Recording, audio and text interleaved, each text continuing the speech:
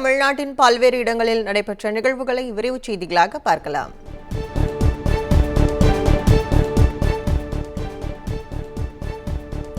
நாகை மாவட்ட மீனவர்கள் 11 பேரை இலங்கை கடற்படையினர் கைது செய்தனர். இலங்கை நெடுந்தீவு அருகே மீன்பிடித்துக் கொண்டிருந்த நாகை மாவட்ட மீனவர்கள் 11 பேரை எல்லை தாண்டி மீன்பிடித்ததாக குற்றம் சாட்டி இலங்கை கடற்படையினர் கைது செய்தனர். அத்துடன் அவர்கள் பயணித்த விசைப்படகையும் பறிமுதல் செய்து கொண்டு சென்றதாக கூறப்படுகிறது. தொடர்ந்து அவர்களை விசாரணைக்காக காங்கேசன் கடற்படை முகாமுக்கு அழைத்து செல்ல திட்டமிட்டுள்ளனர். முன்னதாக ராமேஸ்வரம் மீனவர்கள், தற்போது நாகை மீனவர்கள் என அடுத்தடுத்து மீனவர்கள் கைது செய்யப்பட்ட சம்பவம் மீனவர்களிடையே கொந்தளிப்பை ஏற்படுத்தியுள்ளது. அடுக்குமாடி குடியிருப்பில் வீடு வழங்கினாலும் கரையோரத்தில் இருக்கவே பவானி கரையோர மக்கள் விரும்புவதாக அமைச்சர் முத்துசாமி கூறியுள்ளார். ஈரோடு மாவட்டம் பவானி அருகே உள்ள மயிலம்பாடி அரசு உயர்நிலைப் பள்ளியில் 13,000 இலவச சைக்கிள்களை மாணவர்களுக்கு வழங்கிய பின் அமைச்சர் முத்துசாமி செய்தியாளர்களை சந்தித்தார். அப்போது மேட்டூர் அணையிலிருந்து லட்சக்கணக்கில் உபரி நீர் வெளியேறும் போது பவானி பகுதியில் உள்ள கரையோர மக்கள் பாதிக்கப்படுகின்றனர். அவர்களை அடுக்குமாடியில் குடியேற அறிவுறுத்தினோம். ஆனால் அப்பகுதி மக்கள் குடியிருப்புக்கு செல்வதை விட அங்கேயே இருக்கவே விரும்புகின்றனர். இது சம்பந்தமாக அம்மக்களிடம் பேசிதான் முடிவு எடுக்க வேண்டும் என்றார். கிருஷ்ணகிரி மாணவிகள் பாலியல் வன்கொடுமை வழக்கில் கைது செய்யப்பட்ட முக்கிய குற்றவாளியான சிவராமன் மற்றும் அவரது தந்தை உடல் அருகருகே அடக்கம் செய்யப்பட்டது. கிருஷ்ணகிரி மாவட்டத்தில் பள்ளி மாணவிகள் பாலியல் வன்கொடுமைக்குள்ளான சம்பவத்தில் கைது செய்யப்பட்ட முக்கிய குற்றவாளியான சிவராமன் எலி பேஸ்ட் சாப்பிட்டதால் சேலம் அரசு மருத்துவமனையில் அனுமதிக்கப்பட்ட நிலையில் சிகிச்சை பலனின்றி உயிரிழந்தார். இதையடுத்து பிரேத பரிசோதனை செய்யப்பட்டு சிவராமனின் உடல் உறவினர்களிடம் ஒப்படைக்கப்பட்டது. தொடர்ந்து உறவினர்கள் உடலை பலத்த போலீஸ் பாதுகாப்புடன் சொந்த ஊரான ஜெகதேவி பாளையம் கொண்டு சென்றனர். முன்னதாக உயிரிழந்த அவரின் தந்தை உடலும் அங்கு கொண்டு செல்லப்பட்டது. இதையடுத்து சிவராமன் மற்றும் அவரது தந்தை அசோக் குமார் இருவரின் உடல்களும் அருகருகே அடக்கம் செய்யப்பட்டது.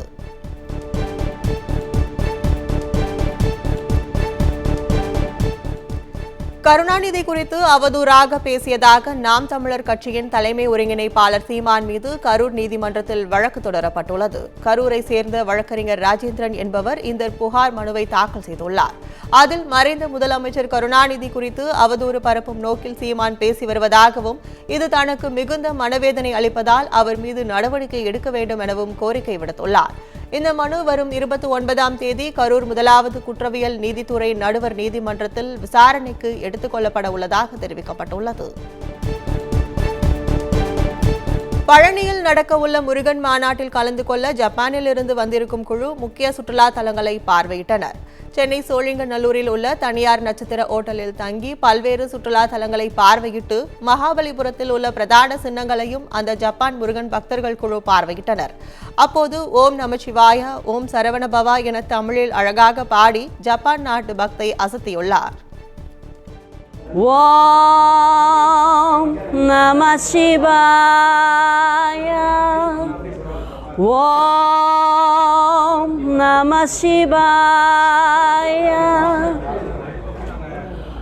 ஓம் சரவணபவா,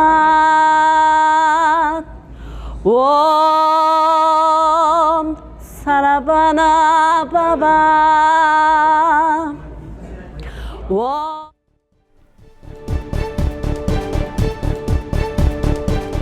சென்னை பள்ளிக்கரணையில் யூடியூபை பார்த்து கடைகளில் கொள்ளையடித்து வந்த திருடன் கைது செய்யப்பட்டார். பள்ளிக்கரணை சுற்றுவட்டார பகுதிகளில் இரவு நேரங்களில் ஷட்டர் பூட்டுகள் உடைக்கப்பட்டு கல்லாப்பெட்டியில் வைத்திருக்கும் பணம் மற்றும் பொருட்கள் கொள்ளை போவதாக புகார்கள் எழுந்தன.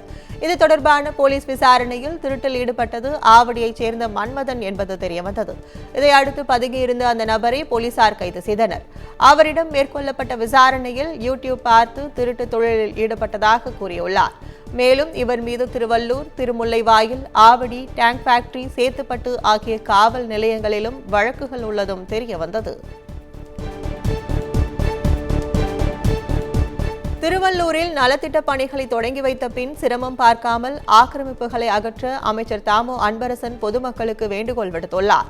குன்றத்தூர் நகராட்சிக்குட்பட்ட பகுதிகளில் 7 கோடி ரூபாய் மதிப்பீட்டில் அங்கன்வாடி கட்டிடம், சமுதாய நலக்கூடம், ரேஷன் கடை மற்றும் பாலரவாயர் குளம் ஆகியவை புதிதாக கட்டப்பட்டு மக்கள் பயன்பாட்டிற்கு கொண்டு வரப்பட்டது. இந்நிகழ்ச்சியில் அமைச்சர் தாமோ Anbarasan, MP TR Balu, Sriperumbudur MLA Selva Perunthagai ஆகியோர் பங்கேற்றனர். அப்போது மேடையில் பேசிய அமைச்சர் தாமோ அன்பரசன், மக்கள் நலனுக்காக சாலைகள் அகலப்படுத்தப்பட்டது. இந்நிலையில் சிரமம் பார்க்காமல் பொதுமக்கள் ஆக்கிரமிப்புகளை அகற்றிக் கொள்ள வேண்டும் என வேண்டுகோள் விடுத்தார்.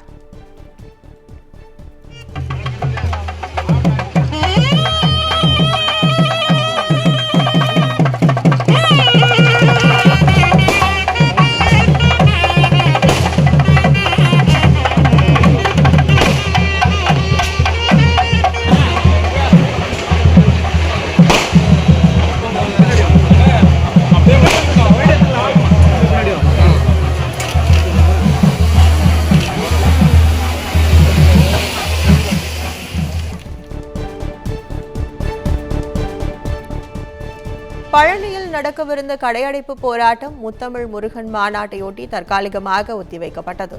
திண்டுக்கல் மாவட்டம் பழனியில் முத்தமிழ் முருகன் மாநாடு நடைபெற இருக்கும் அதே வேளையில் கடையடைப்பும் கருப்பு கொடி ஏற்றும் போராட்டமும் நடத்தப்போவதாக வியாபாரிகள் அறிவித்து இருந்தனர். இதனிடையே மாவட்ட ஆட்சியர் தலைமையில் பேச்சுவார்த்தை குழு அமைத்து வியாபாரிகளின் பிரச்சினையை தீர்க்க உத்தரவாதம் கொடுத்ததால் போராட்டம் வாபஸ் பெறப்பட்டுள்ளது. மேலும் அதிகாரிகள் கொடுத்த உத்தரவாதத்தை 7 நாட்களுக்குள் நிறைவேற்றாவிட்டால் மீண்டும் பெரிய அளவில் போராட்டம் நடத்த திட்டமிட்டு இருப்பதாக வியாபாரிகள் தெரிவித்தனர். சென்னையில் வீடு ஒன்றில் ஏற்பட்ட தீ விபத்தில் தாய் மகன் உடல் கருகி உயிரிழந்த சம்பவம் நிகழ்ந்துள்ளது. சென்னை தீநகர் கோபால் தெருவில் உள்ள குடியிருப்பில் ராஜலட்சுமி மற்றும் அவரது மகன் கிஷோர் குமார் வீட்டில் இருந்த நிலையில் பயங்கர சத்தத்துடன் வெடிப்பது போன்ற சத்தம் கேட்டுள்ளது. இதனால் அதிர்ச்சி அடைந்த அக்கம் பக்கத்தினர் வீட்டை உடைத்து பார்த்தபோது இருவரும் உடல் கருகி உயிரிழந்த நிலையில் கிடந்தனர். தகவல் அறிந்து வந்த தீயணைப்பு வீரர்கள் விரைந்து தீயை அணைத்தனர். தொடர்ந்து போலீசார் சோதனை நடத்தியதில் மின்கசிவு நிகழ்ந்து தீ விபத்து ஏற்பட்டதற்கான தடயங்கள் எதுவும் இல்லை என்பதும் தெரியவந்துள்ளது. இதனால் தாய் மகன் தற்கொலை செய்து கொண்டனரா என்ற கோணத்தில் விசாரணை நடந்து வருகிறது.